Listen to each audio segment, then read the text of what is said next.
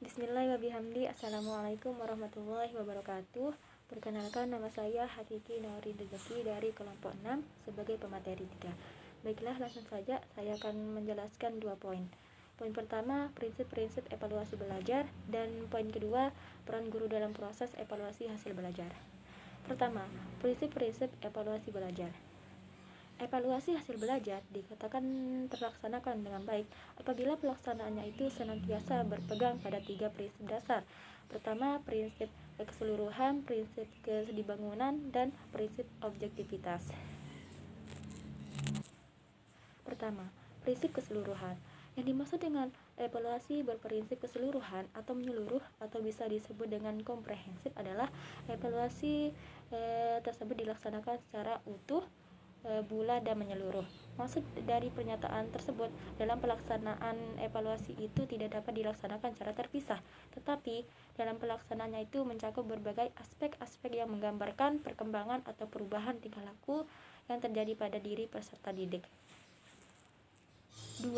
Prinsip kesinambungan. Penilaian yang berkesinambungan ini artinya penilaian yang dilakukan secara terus-menerus, sambung menyambung dari waktu ke waktu. Yang ketiga, prinsip objektivitas.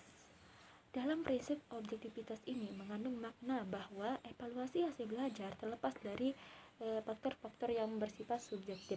Prinsip objektif ini bahwa materi evaluasi hasil belajar yang bersumber dari materi atau bahan ajar yang akan diberikan sesuai atau sejalan dengan tujuan instruksional khusus pembelajaran.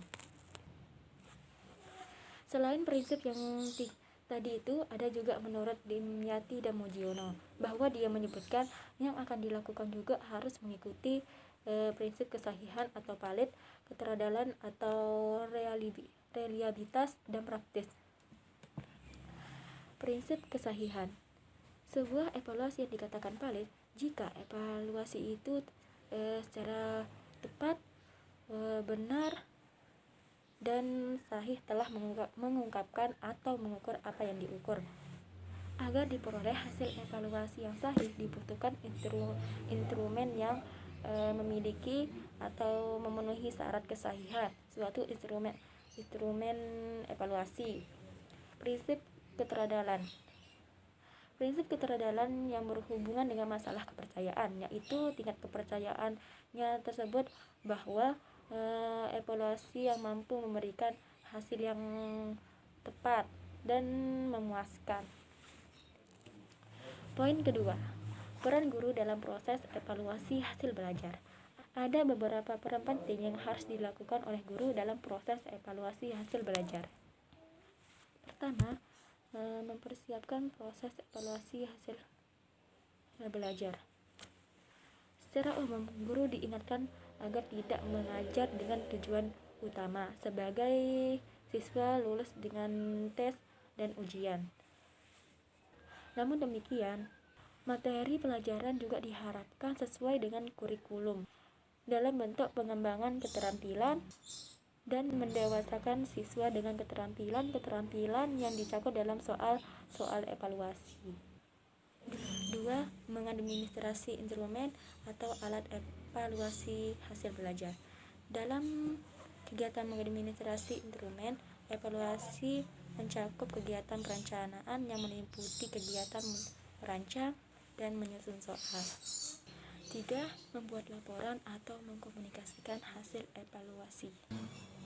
Dalam pelaksanaan tes ini kemudian membuat laporan, kemudian dilaporkan ke berbagai pihak yang dianggap perlu mengetahuinya, seperti siswa, wali murid, pihak sekolah, dan lain-lain. Terakhir, menggunakan hasil belajar untuk merencanakan program selanjutnya. Hasil tes atau evaluasi hasil belajar pada dasarnya memberi informasi pada guru yang dapat digunakan sebagai data pelaksanaan diagnosis kesulitan belajar, mengembangkan proses pembelajaran, dan pencatat kurikulum. Sekian dari saya, kurang lebihnya mohon maaf, dan kalau ada kata-kata yang salah mohon dimaafkan. Wabillahi taufiq wal hidayah. Wassalamualaikum warahmatullahi wabarakatuh.